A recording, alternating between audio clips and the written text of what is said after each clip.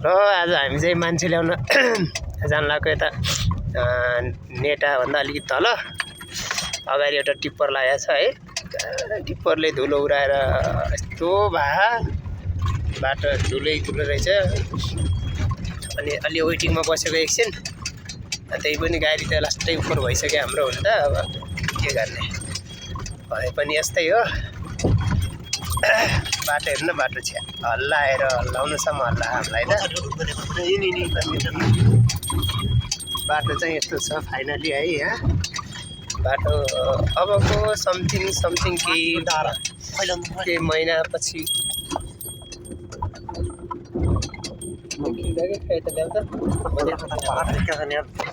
हामी चाहिँ यो उसमा आयौँ है। यस्तो छ है यहाँको चाहिँ।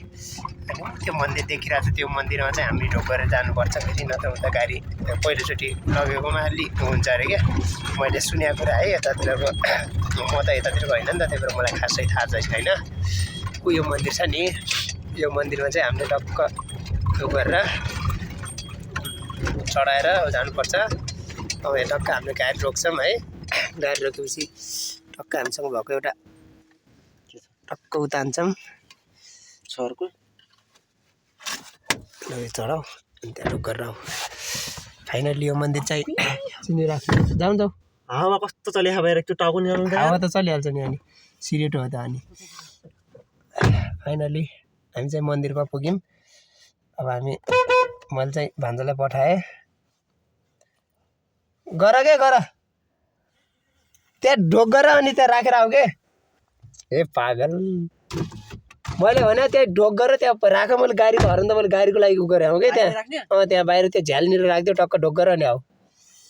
यो चाहिँ यो सल्यान रुकुम जाँदाखेरि पर्ने मन्दिर है। यहाँबाट यो सल्लीबारदेखि रुकुम जाँदाखेरि, चौरझार जाँदाखेरि पर्छ बाटोमा। यो मन्दिर चाहिँ धेरै शक्तिशाली छ अरे। पछाडि ट्रक आइसक्यो साथी हो। अब म चाहिँ निस्किहाल्छु। बिग्रेर हिँड्छ त्यो अनि आएको।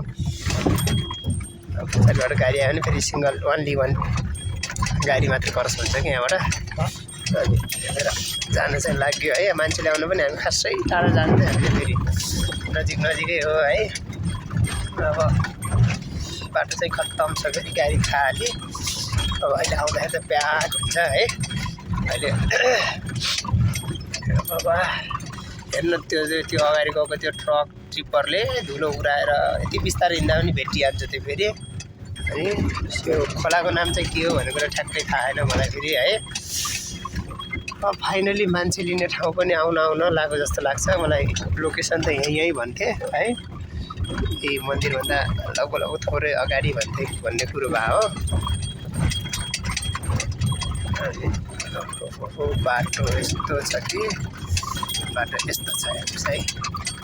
क्यामेरामा त फेरि राम्रै मानिन्छ, किनकि मेरो फेरि क्यामेरा राम्रो छ क्या। त्यही भएर नराम्रो बाटोलाई राम्रो, राम्रो बाटोलाई नराम्रो देखाउने रहेछ। यस्तै हो मान्छे। अब यतै कता बाटोमा छन् भन्ने कुरो थियो। अझै पुगेका त छैनौँ है हामी। पुगेपछि अब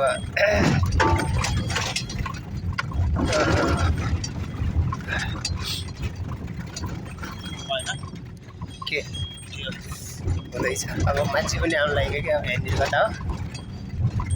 अब फेरि यो टिप्परले हामीलाई धुलो त खुवाउँछ है।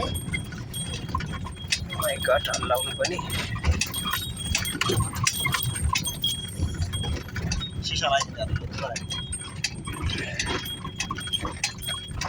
अब खासमा हामीलाई लोकेसन चाहिँ निरेको आएको हो है। कतै मान्छे छन् र खोलातिर त छैनन् फेरि। फाइनली यहाँ त पुग्यौँ हामी। मान्छे भएको भन्ने चाहिँ यतै कतै हो। आजभन्दा 6 वर्ष पहिला आउँदाखेरि पनि यहाँनिर त म 3 घन्टा जाम परेको यही खोलामा। यो बाटो कटिङ गर्दाखेरि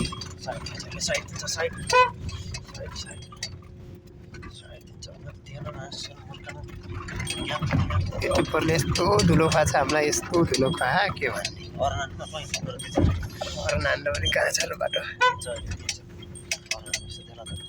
ल साथी हो, ल फाइनली अब पछि कुरा गरौँला। यसले साइड दियो, अब यसलाई धुलो खुवाउनुपर्छ हामीले।